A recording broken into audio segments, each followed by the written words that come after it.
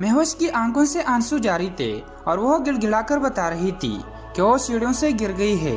पेट के बल गिरने की वजह से उसका बच्चा हमल के दौरान ही मर गया है और डॉक्टर ने बताया है कि तुम कभी मां नहीं बन सकती।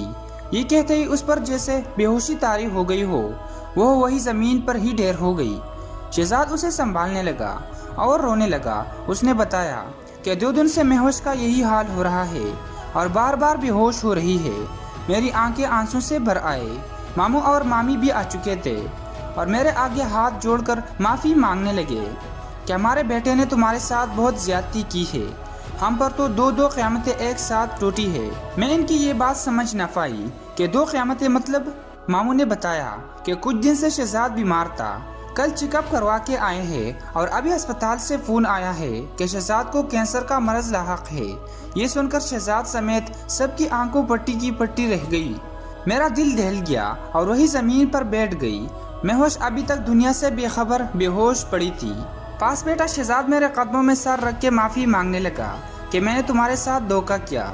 तुम्हारे जज्बात, तुम्हारे जिस्म, तुम्हारी रूह, तुम्हारी इज्जत के साथ खेला। मुझे माफ़ कर दो।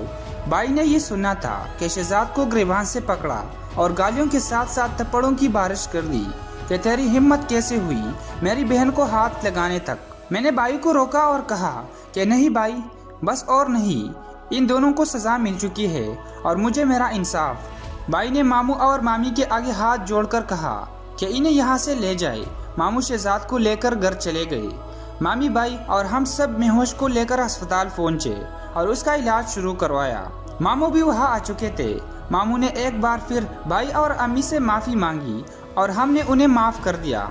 भाई ने मामू को बताया कि हम कल सुबह हमेशा के लिए लाहौर जा रहे हैं। मामू ने भी अफसरदा दिल के साथ रजामंदी दिखाई। महेश को होश आ गया था और अब उसे घर ले जा सकते थे।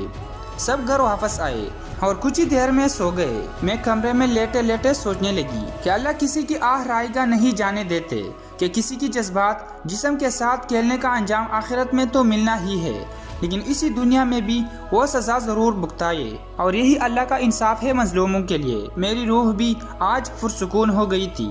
मैंने अपने रब का शुक्र अदा किया और सो गई। सुबह उठते ही सबने नाश्ता किया, सामान गाड़ी में रखा। सबको मिलने और दुआ लेने के बाद अपने नए सफ़र पर रवाना हो गए। 3 घंटे में ही हम लाहौर पहुंच गए और अपने नए घर को देखकर मुझे बहुत खुशी हुई, क्योंकि ये शहर शोर से कुछ दूर पुरसुकून जगह पर वाक़ 2 मंजिल इमारत थी, जिसमें खुला हॉल, ड्राइविंग रूम, 3 कुशादा कमरे और एक किचन नीचे के हिस्से में वाक़ था और बिल्कुल यही नक्शा ऊपरी मंजिल का था। भाई के बॉस भी आ गए थे, जिनके साथ इनका सबसे छोटा बेटा जिसका नाम उन्होंने ज़ैन बताया हमरा था। सलाम दुआ के बाद सब आपस में बातें करने लगे। अंकल का नाम हाजी अहमद खान था, लेकिन सब उन्हें हाजी साहब कहकर बुलाते थे। वो 60 साल की उम्र में एक नेक इंसान थे। भाई ने हमें बताया कि उनके 4 बेटे हैं, जिनमें से 2 मुल्क से बाहर और 2 मुल्क में ही है, जो हाजी साहब के साथ बिजनेस संभालते हैं। जैन इनका सबसे छोटा बेटा है।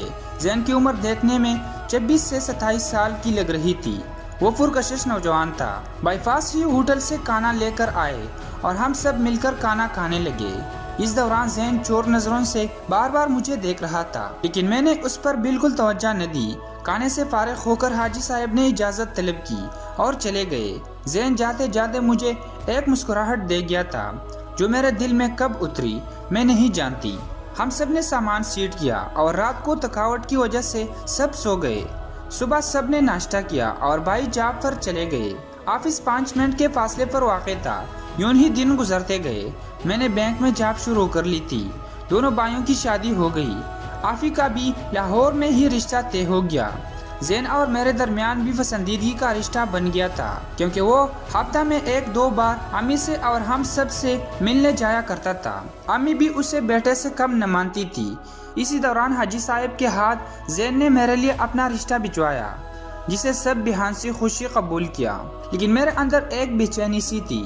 मैं जैन को अपने माजी का गुजरा सब बताना चाहती थी और एक नए रिश्ते की शुरुआत से पहले उसे हर चीज़ से आगाह करना चाहती थी। मैं अगले दिन ही जैन से मिली और उसको अपने माजी में हुआ सब बता दिया। मैं नहीं जानती थी कि जैन कैसा रद्द-ए-अमल दिखाएगा, मुझे छोड़ देगा या अपना लेगा, लेकिन ये ज़रूर जानती थी कि जैन मुझे ज़रूर समझेगा ज़रूर।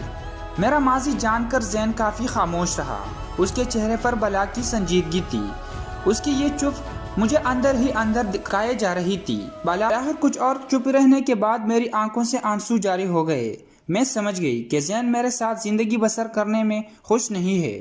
میں اٹھ کر جانے لگی کہ تبھی زین کے ہاتھ نے مجھ پر گرپ مضبوط کی اور مجھے اپنے سینے سے لگا لیا۔ اس نے مجھے کہا کہ میں تو اپنا دل پہلی نظر میں ہی تمہیں دے بیٹھا تھا، جب میں تمہارا نام تک نہیں جانتا تھا۔ آج تو میں تم سے ارب پیار کرتا ہوں۔ یہ سب کچھ جاننے کے بعد بھی ایک پل کے لیے بھی تمہیں خود سے دور نہیں کر سکتا۔ جو تھا وہ تمہارا ماضی تھا۔ میں تمہارا حال اور مستقبل دونوں ہوں، اور میرے لیے اتنا ہی بہت ہے کہ تم نے مجھے سچ بتا دیا اور مجھ پر بھروسہ رکھا۔ زین کی بات سن کر میرا دل مطمئن ہو گیا تھا۔ 1 ماہ کے بعد زین اور میری شادی ہو گئی۔ زین میری ہر خواہش پوری کرتے تھے۔